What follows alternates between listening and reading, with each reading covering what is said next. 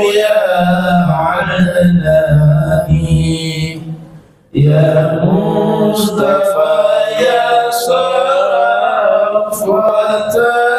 الرحمن الحمد لله الذي أعطاني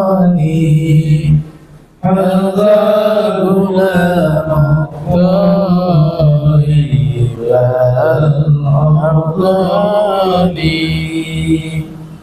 الأفضل هذا غلام الطيب الأفضل. اللهم صل وسلم وبارك عليه وعلى آله.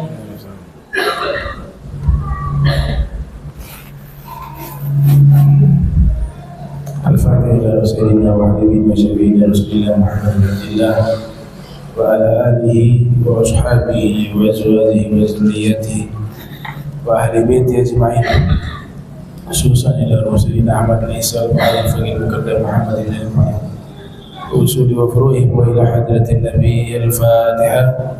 أعوذ بالله من الشيطان الرجيم. بسم الله الرحمن الرحيم. الحمد لله رب العالمين الرحمن الرحيم مالك يوم الدين. إياك نعبد وإياك نستعين اهدنا الصراط المستقيم صراط الذين أنعمت عليهم غير المغضوب عليهم ولا الضالين.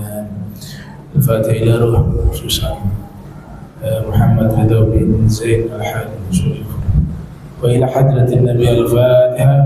أعوذ بالله من الشيطان الرجيم. بسم الله الرحمن الرحيم. الحمد لله رب العالمين الرحمن الرحيم مالك يوم الدين. إياك نعبد وإياك نستعين اهدنا الصراط المستقيم صراط الذين أنعمت عليهم غير المغضوب عليهم ولا الضالين. آمين. السلام عليكم ورحمة الله وبركاته.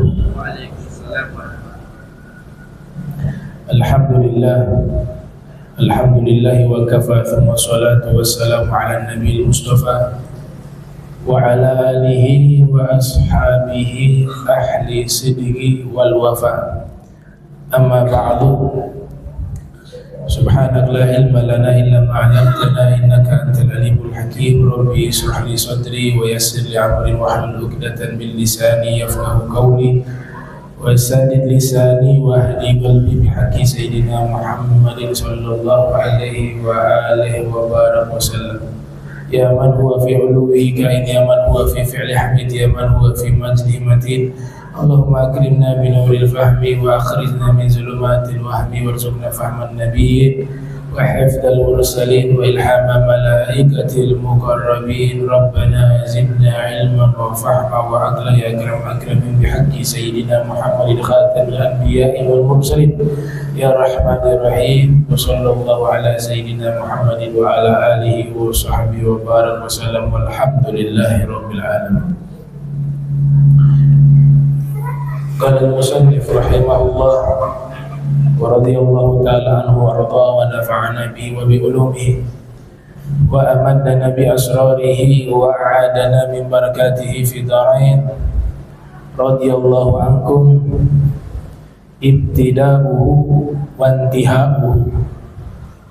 يبتدئ هذا التاريخ من يوم ولد صلى الله عليه وسلم، أي منذ 53 سنة قبل الهجرة، وينتهي بوفاته صلى الله عليه وآله وسلم بعد 10 سنين من الهجرة.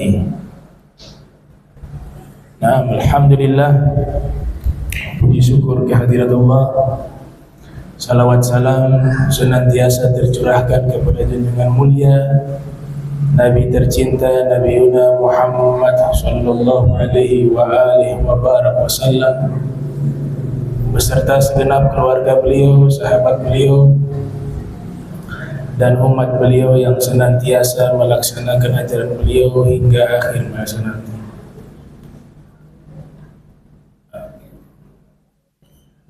Alhamdulillah, di malam Jumat mulia ini, sebelum kita memulai kajian, kita sama-sama mengirimkan Fatihah kepada salah satu jamaah kita yang wafat, ya, biasa saya panggil namanya Om Rid, istiqomah, biasa duduk di pojok sini. Ya, itu sudah bertahun-tahun mengikuti majelis ilim, meninggal 2 hari lalu, ya. Kita kirimkan Fatihah kepada beliau, semoga Allah jadikan qabrahu rawdah min riyadil jannah wa la taj'alhu hufratan min hufari niran. Biniyati al-Fatihah. Bismillahirrahmanirrahim. Alhamdulillahirrahmanirrahim. Iyyaka na'budu wa iyyaka nasta'in. Ihdinas siratal mustaqim, siratal ladzina an'amta 'alaihim ghairil maghdubi 'alaihim waladdallin. Amin. Permulaan sejarah atau biografi Nabi kita Muhammad sallallahu alaihi wasallam dimulai dari sejak dilahirkan beliau hingga beliau wafat, terhitung sejak 53 tahun sebelum hijrah dan berakhir dengan wafatnya beliau sesudah 10 tahun dari hijrahnya beliau. Jadi kalau tema yang membahas biografi Nabi dimulainya itu sebenarnya dari awal beliau lahir, berakhir di saat beliau wafat, kurang lebih tahun 11 Hijriah. Ada yang berpendapat 10 Hijriah. Ijmalul maqsudi dzikrahu min hadza tarikh. Kalau kita simpulkan di dalam kajian Sirah Nabawiyah, apa saja yang kita bahas? Nah, musannif menyebutkan di sini, yanhasiru dzalika fi dzikril isyarati ila ad-din alladzi bu'itsa bihi sallallahu alaihi wa alihi wasallam. Yang pertama tentunya membahas tentang agama yang beliau bawa. Nabi membawa agama yang disebut dengan al-Islam, yang sebelumnya seluruh para nabi juga memiliki satu pemahaman yang sama, yaitu agama Islam. Jadi para nabi mulai dari Nabi Adam alaihi salam hingga nabi kita Nabi Muhammad sallallahu alaihi wasallam, kesemuanya membawa ajaran agama yang satu, nggak ada yang berbeda, yang kita kenal dengan agama Islam. Kalau ada sebutan nama agama yang lain mengatasnamakan para nabi sebelumnya, seperti Nabi Musa dinamakan agamanya Yahudi, Nabi Isa pengikutnya menamakan agamanya Nasrani, Nabi Yahya Soibin, dan nabi-nabi lainnya. Itu bukan dari nabi mereka yang menamakan, tapi oknum setelahnya. Oknum setelahnya yang merubah nama tersebut. Hakikatnya namanya satu, yaitu al-Islam. Inna dina indallah Islam. Wa may yabtaghi ghaira siapa yang mencari agama selain agama Islam falan yuqbal minhu. Al-yawma akmaltu lakum dinakum wa atmamtu alaikum ni'mati wa raditu lakum Islam dina. Jadi semua para nabi membawa nama agama yang mereka bawa bernama Islam. Makanya Nabi Ibrahim menyatakan, dan ini Allah abadikan di dalam Al-Quran, wala tamutunna illa wa antum muslimun. Itu wasiat para nabi terdahulu. Di antaranya Nabi Allah Ibrahim alaihissalam, jangan pernah kalian meninggal kecuali dalam keadaan sebagai orang yang berislam, orang Islam, muslimun. Wa ma yata'allaqu bihi min dzikri nasabih wa qaumih. Kemudian yang dibahas di dalam ilmu sirah nabawiyah, hal-hal yang berkaitan dengan nasab beliau. Ini akan dibahas nanti. bahwa nasab beliau itu nasab yang terjaga mulai dari beliau hingga ke Nabi Adam alaihissalam. Semuanya muslim, semuanya mukmin. Ada pendapat lain yang berbeda, jangan diambil. Yang mengatakan tidak, orang tua Nabi tidak beriman, hasya wa kalla. Kita pilih pendapat yang paling selamat. Al-Imam Fakhruddin Ar-Razi menegaskan, inna jami'a abai Rasulillah kanu mu'minin.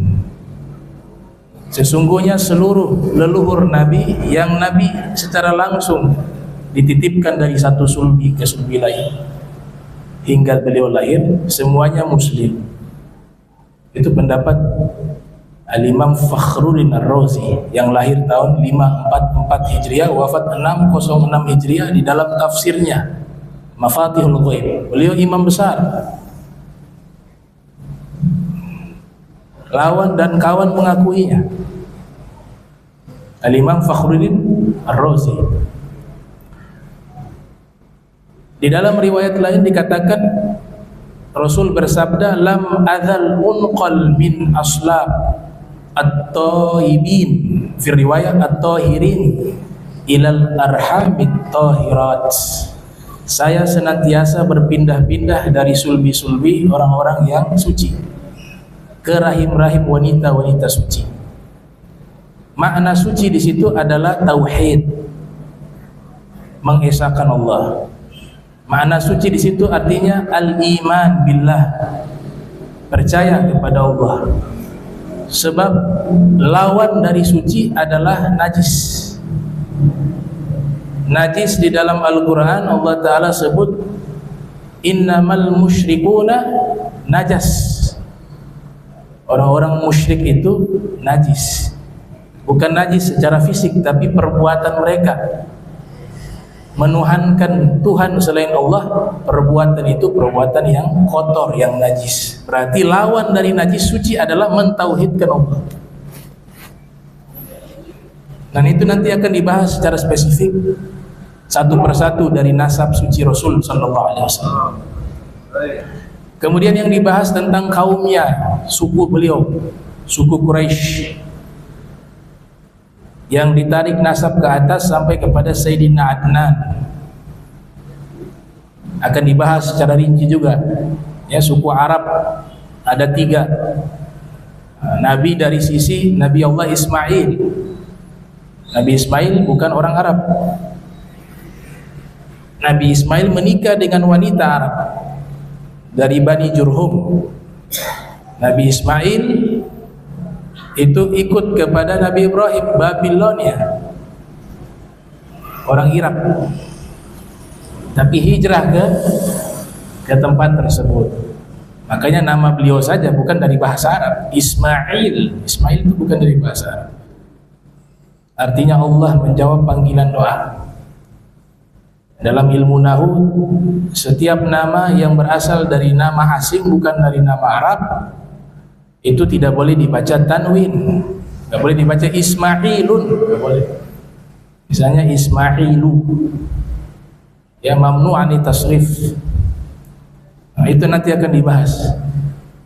Wa halihi qabla al-bi'tsati wa ba'daha, dan keadaan beliau sebelum dilantik menjadi rasul dan sesudahnya.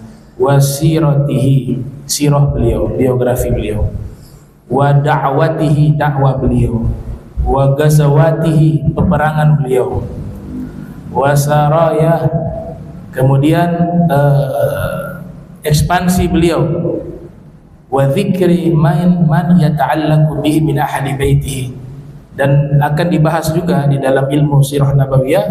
Wa dzikri, menyebutkan man, orang-orang yata'allaqu, yang punya hubungan dengan beliau, yaitu dari keluarga beliau seperti ka'abnaihi, anak-anak beliau, wa a'mamihi, paman-paman beliau, wa dzikri azwajihi, dan juga akan menyebutkan istri-istri beliau, wa asharihi, kerabat-kerabat beliau, wa mawalihi, dan mantan-mantan budak yang beliau tanggung nafkah kepada mereka, wa nahwi dzalik, dan yang lain-lain.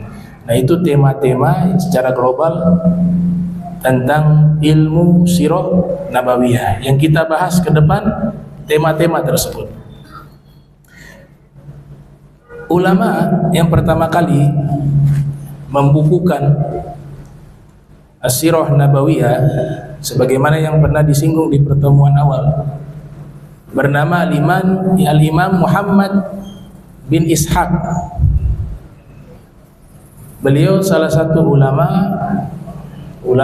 di masa salaf, kelahiran tahun 80 Hijriah di kota Madinah dan wafat pada tahun 151 Hijriah. Kita bahas sedikit pengarang kitab Sirah Nabawiyah yang pertama kali disebutkan sebagai orang pertama yang menyusun, membukukan Sirah Nabawiyah. Beliau bisa dikatakan tergolong generasi tabi'in atau tabi'ut tabi'in. Ya, Imam Zahabi menyebutkan di dalam kitab beliau Syiaru A'lamin Nubala, juga di dalam kitab Mizanul I'tidal fi Naqdir Rijal yang beliau lahir tahun 673 Hijriah, wafat 748 Hijriah, bahwa kana ra'a Anas bin Malik. Jadi Al-Imam Ibnu Ishaq ini pernah melihat sahabat, yaitu Sayyidina Anas bin Malik. Tapi wa huwa shagir. Beliau waktu itu usianya masih anak-anak. Nah, sahabat Sayyidina Anas bin Malik memang umurnya panjang. Beliau bahkan ketemu dengan Khalifah Umar bin Abdul Aziz, diprediksi sekitar tahun berapa? Tahun 99 Hijriah sampai 101 beliau memimpin. Khalifah Umar bin Abdul Aziz ketemu sahabat Anas bin Malik. Disebutkan dalam riwayat Nabi mendoakan secara khusus kepada beliau, Allahumma akfir malahu wa waladahu wa atil umrahu wa gfir dhanbahu. Jadi Rasulullah doakan kepada Sayyidina Anas bin Malik, ya Allah, perbanyak hartanya, perbanyak anaknya, panjangkanlah umurnya, dan ampunkanlah dosanya. Semua doa Nabi diijabah oleh Allah Ta'ala. Beliau menjadi orang yang kaya raya, punya kebun kurma yang biasanya panen setahun sekali. Berkat doa Nabi, setahun 2 kali panen. Beliau punya anak turunan yang beliau ketemu, dari anaknya, cucunya, cicitnya itu hampir 100 lebih, dan umurnya juga mendekati 100 tahun. Nah, sehingga Ibnu Ishaq melihat Sayyidina Anas bin Malik dan anak-anak kecil yang ada waktu itu, mereka mengenal, mereka mengatakan hadza sahib Rasulillah, ini sahabat Rasul. Kan yaro an-nabiy sallallahu alaihi wasallam, beliau dahulu melihat Nabi. Itu kata anak-anak yang ada di Madinah ketika melihat Sayyidina Anas bin Malik. Dan yalqa bid-dajjal, mereka bilang umurnya panjang sampai nanti mungkin ketemu Dajjal. Nah, anak Madinah mengatakan begitu. Nah, itu ada termuat di dalam kitab Syiaru A'lamin Nubala. Al-Imam Ibnu Ishaq juga bertemu dengan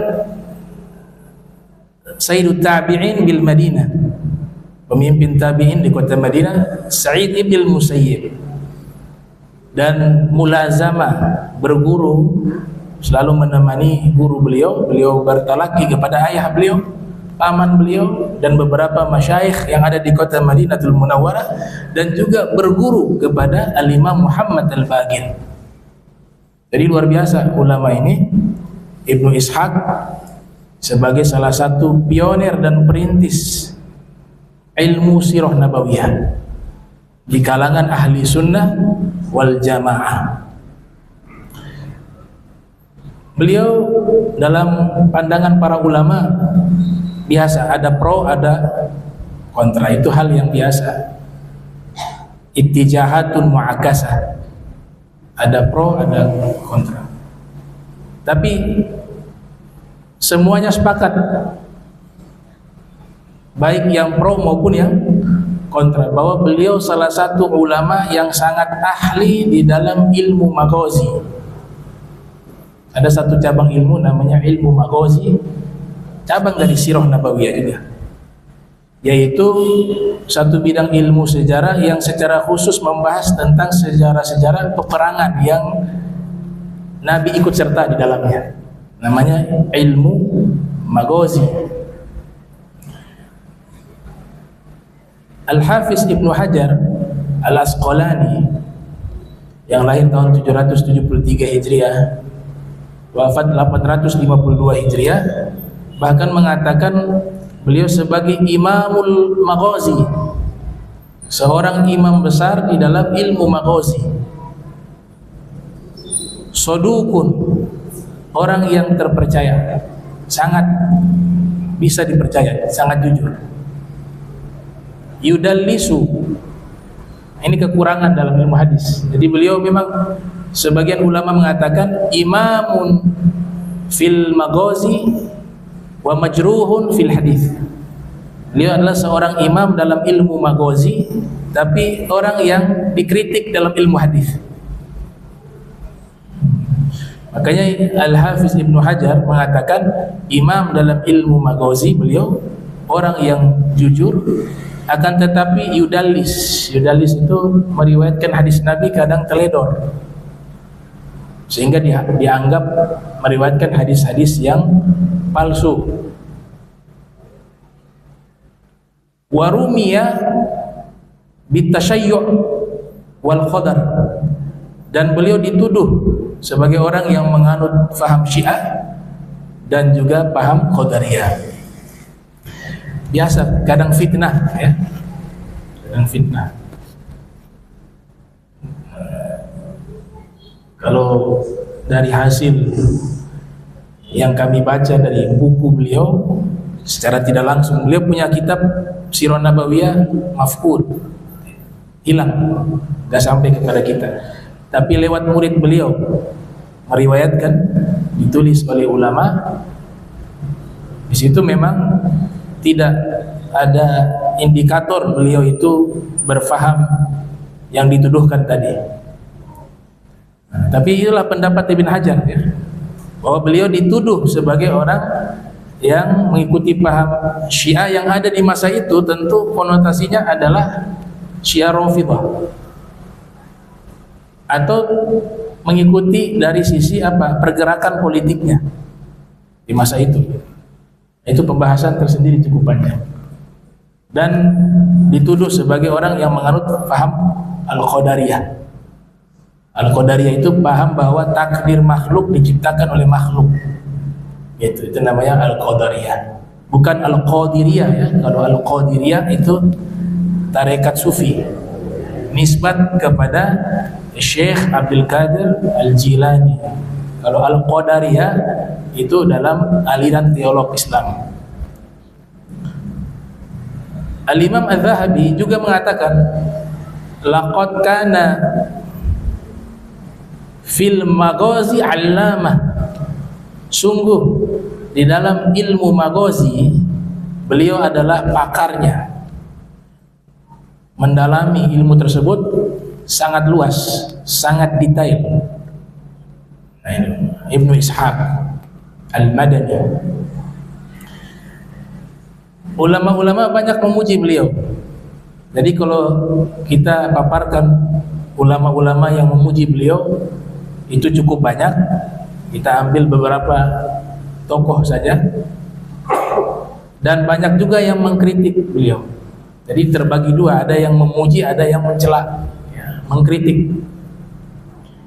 Yang memuji beliau diantaranya Imam Zahabi di dalam kitab Syiar A'lamin Nubala mengatakan beliau adalah Al-Allamah Al-Hafiz Al-Akhbari Sahib As-Sirah An-Nabawiyah. Beliau seorang Al-Allamah, ay kathratul ulum, menguasai banyak ilmu. Al-Hafiz, man hafidha mi'ata alfi hadithin matnan wa isnada, orang yang sudah menghafal 100.000 hadis Nabi, sanad dan matannya, atau matan dan sanadnya. wal akhbariyu, yaitu seorang pakar sejarah, Shahib as-Sirah Nabawiyah, pemilik pertama kitab Sirah Nabawiyah. Itu pujian dari Imam Zahabi. Ada juga Imam Syu'bah mengatakan Al-Imam Muhammad bin Ishaq Amirul Muhaddithin li hifdhi. Ibnu Ishaq itu adalah pemimpin para ahli hadis dalam masalah hafalan. Bahkan Imam Syafi'i rahimahullah yang lahir tahun 150 wafat 204 Hijriah, Imam Syafi'i mengatakan beliau itu man arad an yatabahhar fil maghazi fahuwa iyalun ala Muhammad bin Ishaq, yang artinya siapa ingin memperdalam ilmu maghazi maka itu semua berkat dari kebaikan Al-Imam Muhammad bin Ishaq. Artinya beliau salah satu tokoh pencetus awal yang fokus kepada sejarah-sejarah Nabi Muhammad sallallahu alaihi wasallam atau biografi Nabi Muhammad, terutama dalam masalah peperangan-peperangan yang pernah diikuti oleh Rasul. Al-Imam Ibnu Hibban yang menulis kitab Sahih Ibnu Hibban juga memberikan pujian. Beliau mengatakan lam yakun ahadun bil Madinah yuqarib Ibnu Ishaq fi ilmihi wala yuzawihi fi jam'ihi, yang artinya tidak ada satupun ulama yang ada di Madinah yang ilmunya mendekati ilmunya Ibnu Ishaq dan menyamai karangan atau penyusunan kitabnya beliau. Al-Imam Sufyan Ats-Tsauri juga memuji beliau dengan pujian yang sangat banyak. Nah, ini beberapa tokoh ulama yang memuji beliau. Nah, sebaliknya yang mengkritik beliau juga cukup banyak. Di antaranya Al-Imam Ahmad bin Hanbal yang lahir 164 Hijriah wafat 241 Hijriah mengatakan laitsa bi thiqah. Beliau bukan orang yang terpercaya dalam periwayatan hadis. Jadi yang dikritik bukan dalam masalah sejarah ya. Bukan dalam masalah sejarah. Kalau masalah sejarah disepakati, baik yang pro maupun yang kontra. Akan tetapi yang dikritik dalam masalah periwayatan hadis Nabi SAW, karena memiliki standar yang berbeda. Mi'yar as-sirah nabawiyah dengan mi'yar al-hadis itu dua hal yang berbeda. Walaupun sirah nabawiyah juga rujukannya itu tidak lepas dari hadis, tidak lepas juga dari Al-Quran, nggak bisa dipisahkan. Ditambah dengan kitab-kitab sejarah sebelumnya dan syair-syair. Al-Imam Yahya bin Ma'in, salah satu ulama ahli hadis dalam bidang ilmu ilal, sahabat dari Imam Ahmad. Al-Imam Yahya bin Ma'in juga mengatakan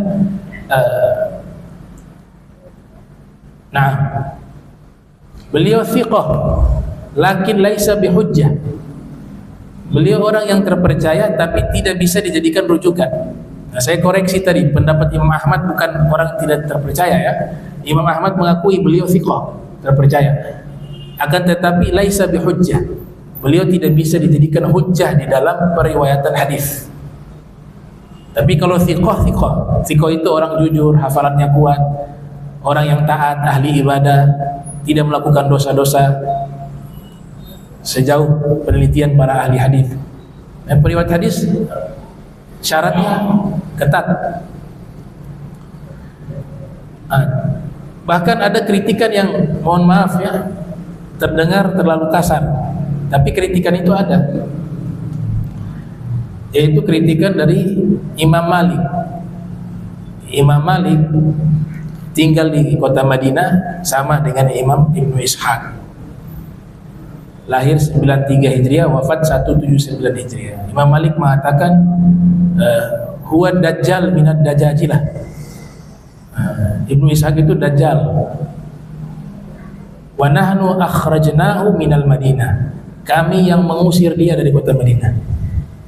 Jadi memang terjadi konflik antara Imam Malik dengan Al-Imam Ibnu Ishaq ya. Tapi ketika kami coba mencari tahu, kok bisa dua-dua ulama hebat, ulama besar, khususnya di kalangan ahli sunnah wal jamaah, bisa terjadi konflik seperti itu? Ternyata dapat jawaban. Jawabannya adalah ada oknum yang sengaja membenturkan kedua ulama tersebut. Ada pihak ketiga yang memprovokasi. Dan ini penyakit ini akan ada sepanjang zaman. Itu. Makanya ulama-ulama khususnya di zaman saat ini harus bijak. Jangan mudah mendapatkan berita yang pastinya ini terulang kembali. Ya, tujuannya untuk apa? Melemahkan Islam. Kalau ditelusuri ya ujung-ujungnya syaitan itu. Ya, karena peran ulama punya pengaruh untuk membuat masyarakat itu menjadi baik, itu sangat besar. Nah, maka mereka adu domba. Nah, itu sejauh pengetahuan yang kami dapat dari ulama terdahulu juga. Ada satu ulama ahli hadis namanya Imam Ali Al-Madini, pakar hadis. Cuma sayang beliau punya karya itu tidak ada satupun yang sampai kepada kita. Cuma namanya termaktub di kitab-kitab para ulama karena rumahnya kebakaran, kasihan. Jadi kitab-kitab yang ditulis puluhan tahun terbakar habis. Nah, sebab itulah beliau sakit dan meninggal dunia. Bisa dibayangkan puluhan tahun berpindah dari satu negara ke negara lain yang mengumpulkan hadis Nabi Muhammad SAW. Susah payah diraih, dikumpulkan hadis Nabi, ditulis puluhan tahun. Nah, qadarullah kebakaran rumah, seluruh karya beliau ikut terbakar habis tanpa tersisa. Setelah itu beliau sakit dan meninggal dunia. Namanya Al-Imam Ali Al-Madini.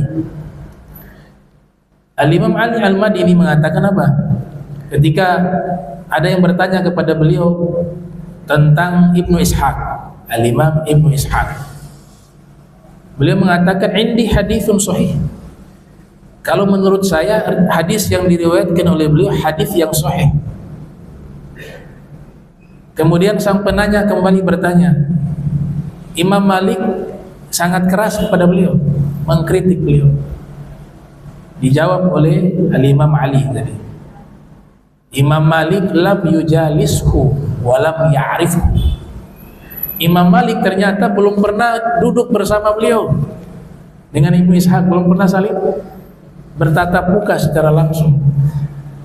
Yang beliau mengetahui Ibnu Ishaq hanya dari berita-berita orang. Tadi saya katakan nih, ada pihak ketiga yang memprovokasi.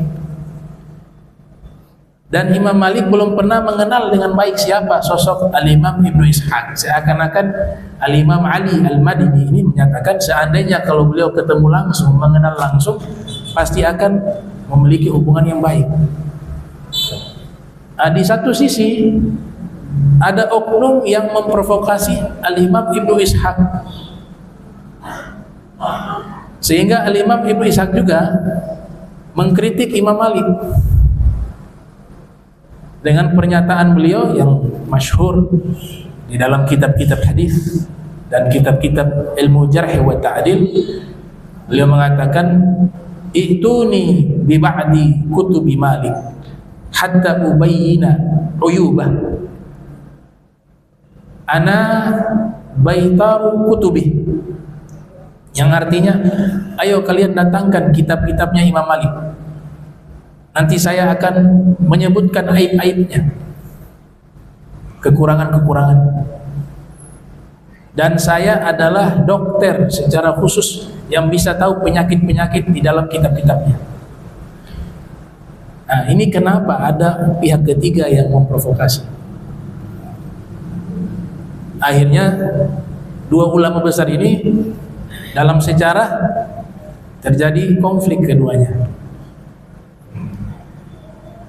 Imam Zahabi mengambil jalan tengah bahwa itu masalah pribadi keduanya, tapi keilmuannya adalah mereka valid secara keilmuan. Imam Malik dalam bidang hadis, ya siapa tidak kenal dengan Imam Malik? Imam besar, imam Daril Hijrah. Al-Imam Ibnu Ishaq juga punya andil besar dalam dunia intelektual Islam dengan mewariskan ilmu sirah nabawiyah. Beliau orang pertama yang membukukannya. Beliau diusir dari Madinah, memang benar itu. Akhirnya pindah ke Baghdad dan meninggal di sana pada tahun 151 Hijriah. Kitab beliau ada salinan ya, namanya Nuskhah Mahfudhah, salinan manuskrip, umurnya 1000 tahun lebih. Sayangnya hilang, tidak ketemu. Salinan asli Sirah Nabawiyah hilang. Tapi beliau punya murid ahli hadis namanya Ziyad bin Abdullah Al-Kufi Al-Bakkai. Diprediksi wafat pada tahun 182 atau 183 Hijriah. Di masa itu muncul satu tokoh ahli sejarah namanya Al-Imam Abdul Malik bin Hisham. Tahun lahirnya tidak ditemukan secara pasti, tapi diprediksi wafat sekitar tahun 218 Hijriah. Nah, lahir di Basrah di Irak. Nanti kemudian hijrah ke Mesir. Al-Imam Abdul Malik bin Hisham yang dikenal dengan Ibnu Hisham bertemu langsung dengan murid dari Al-Imam Ibnu Ishaq, namanya tadi Syekh Ziyad, seorang rawi riwayat hadis Nabi Muhammad SAW yang alim.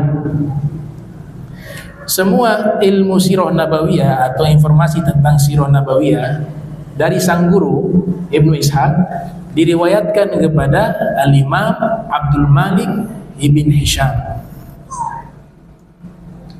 Nah, di dalam manuskrip As-Sirah Nabawiyah li Ibn Hisham, kolofom ya, namanya kolofom, catatan kapan ditulis itu kitab, kapan diterbitkan, dari siapa yang menulis. Kalau nggak salah istilahnya kolofom. Itu menyebutkan sekitar abad 1 Hijriah. Dan kitab inilah refleksi dari kitab Sirah Nabawiyah Ibn Ishaq, karena hampir semua, terutama Maghazi dalam Sirah Nabawiyah tersebut itu riwayat dari Ibnu Hisham yang beliau dapat dari murid dari Ibnu Ishaq bernama Ziyad bin Abdullah. Nah, sehingga kitab Sirah Nabawiyah li Ibnu Hisham inilah yang terkenal di dunia sejarah dan masih dicetak sampai saat ini. Ya, di perpustakaan saya ada kitab beliau 2 sampai 3 jilid. Nah, Ibnu Hisham ini beliau hijrah ke Mesir. Di Mesir beliau bertemu dengan tokoh-tokoh ulama besar, terutama mazhab Maliki. Mazhab Maliki diantaranya tokohnya bernama Ibnul Qasim Al-Misri. Belajar kepada Imam Malik selama 20 tahun. Yang menulis kitab Al-Mudawwanah, kitab induk mazhab Maliki, terutama di masa tersebut. Nah, kemungkinan besar Ibnu Hisham ini secara fikih menganut paham mazhab Maliki karena bertemu dengan Al-Imam Ibnu Qasim Al-Misri. Kemudian beliau juga bertemu dengan Al-Imam Syafi'i. Ketemu langsung dengan Imam Syafi'i. Imam Syafi'i juga hijrah ke Mesir. Imam Ibnu Hisham dikenal sebagai salah satu ahli sejarah, juga pakar di bidang ilmu bahasa Arab. Imam Syafi'i dikenal sebagai seorang pakar fikih. Tapi ketika kedua imam ini bertemu, dalam satu riwayat dinukilkan terjadi diskusi tentang masalah syair-syair Arab. Ternyata Imam Syafi'i pakar di bidang itu. Dan Ibnu Hisham mengakui bahwa keilmuan dalam masalah ilmu bahasa Arab kesastraan Arab atau balaghah dengan lain-lainnya itu, bahwa itu jauh dikuasai oleh Imam Syafi'i daripada beliau. Imam Syafi'i luar biasa. Sampai ulama mengatakan Tarikh Baghdad, Al-Khatib Al-Baghdadi menukil bahwa Imam Syafi'i belajar ilmu bahasa Arab itu hampir puluhan tahun, fi riwayat 20 sampai 30 tahun secara khusus. Bahkan beliau membuat riset ilmiah secara langsung kepada satu suku yang pada zaman itu menjaga keotentikan bahasa Arab asli, Bani Huzail. Imam Syafi'i tinggal di situ, belajar bahasa Arab yang asli, yang original pada mereka. Sampai-sampai akhirnya beliau jadi pakar di bidang bahasa Arab, tapi lebih dikenal sebagai ahli fikih. Dan Imam Syafi'i pernah mengatakan bahwa ulama-ulama yang pakar di bidang ilmu bahasa Arab itu seperti jin manusia. Mereka melihat sesuatu yang tidak bisa dilihat oleh orang lain, kata Imam Syafi'i. Nah, ini pertemuan yang indah antara Ibnu Hisham dengan Al-Imam Syafi'i rahimahullah. Nah, kemudian Ibnu Hisham wafat tahun 218 Hijriah. Kitab beliau terus disalin oleh para ulama, karena di masa itu kan cara mereka menyebarkan kitab disalin kembali, ditulis kembali kemudian disebarkan. Sampai masa abad 5 Hijriah muncul satu ulama pakar sejarah Islam di Spanyol, namanya Abul Qasim As-Suhaili, kelahiran tahun 508 Hijriah, wafat 581 Hijriah. Beliau mengomentari kitab Sirah Nabawiyah li Ibn Hisham yang terkenal berjudul Raudul Unf fi Syarhi As-Sirah An-Nabawiyah li Ibn Hisham, sekitar 7 jilid. Cetakan, tergantung cetakan, ada yang 4, ada yang 5, tapi yang saya tahu tuh 7 jilid membahas Sirah Nabawiyah. Nah, ini sekilas sejarah pencetus awal yang mengkodifikasi kitab Sirah Nabawiyah, bernama Al-Imam Muhammad Ibn Ishaq Al-Madani, yang lahir pada tahun 80 Hijriah, wafat pada tahun 151 Hijriah. Dan beliau seumuran dengan Imam Abu Hanifah. Al-Imam Abu Hanifah juga dilahirkan pada tahun 80 Hijriah, wafat 150 Hijriah. Kalau Ibn Ishaq wafat 151. Imam Abu Hanifah wafat 150 Hijriah. Di tahun itu juga adalah tahun lahirnya Imam Syafi'i. Jadi Imam Syafi'i tidak ketemu, Imam Abu Hanifah tidak ketemu murid-muridnya, Al-Imam Hasan Asy-Syaibani dan murid-murid lainnya yang ada di Irak. Dan sumber dari Sirah Nabawiyah adalah apa? Hadis Nabi. Jadi yang awal mula itu adalah pengumpulan hadis Rasul SAW. Dari hadis Rasul itulah nanti muncul ilmu-ilmu tafsir, muncul ilmu sirah, muncul ilmu tauhid atau ilmu kalam, ilmu fikih. Sumber awalnya dari hadis. Makanya Imam Malik dianggap sebagai tokoh ulama yang pertama kali mengkodifikasi kitab hadis Al-Muwatta, yang beliau himpun kurang lebih selama 40 tahun. Tapi sebelumnya ada ulama-ulama juga yang menghimpun kitab-kitab hadis, akan tetapi hilang. Nah, kitab Al-Muwatta ini tetap ada sampai saat ini, sehingga dianggap sebagai kitab hadis yang pertama disusun dan dibukukan. Tapi sebelumnya ada Imam Zuhri, ada Imam Syekh Abu Bakar, ada Abi Zi'bi, ada juga Musnad dan kitab-kitab daripada Sufyan ibn Uyainah, Al-Imam Sufyan Ats-Tsauri. Mereka juga punya kitab-kitab hadis, tapi banyak yang hilang. Kenapa Imam Malik dianggap sebagai salah satu tokoh ulama yang pertama kali menyusun kitab hadis? Karena kitabnya masih eksis sampai saat ini. Kalau di kalangan mazhab lain itu diklaim yang pertama kali Musnad Zaid kitab hadis pertama. Musnad Al-Imam Zaid bin Ali Zainal Abidin bin Husain. Ada pendapat itu.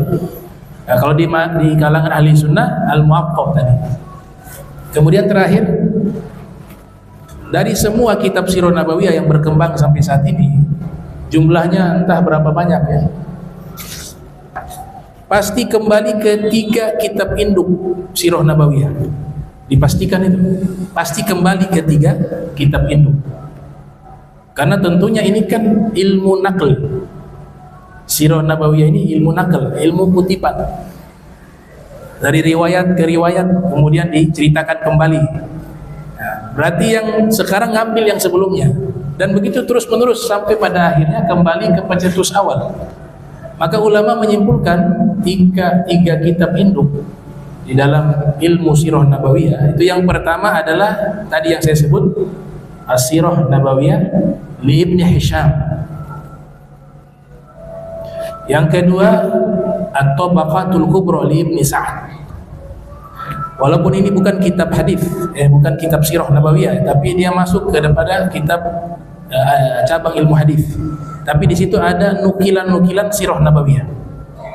Dan yang ketiga adalah Tarikhul Umami wal Muluk yang ditulis oleh Abu Ja'far Muhammad ibn Jarir At-Tabari yang lahir tahun 224 Hijriah, wafat 310 Hijriah. Inilah 3 kitab induk As-Sirah Nabawiyah.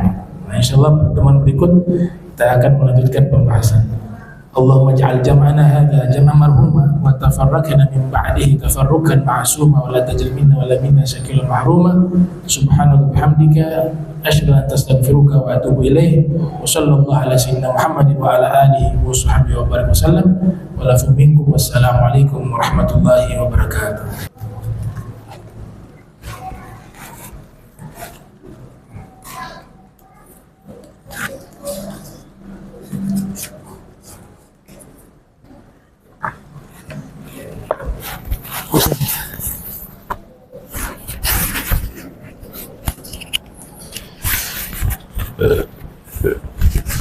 Iya, insyaallah. Kasih. Lihat belakang bagus ya? Di belakang bagus.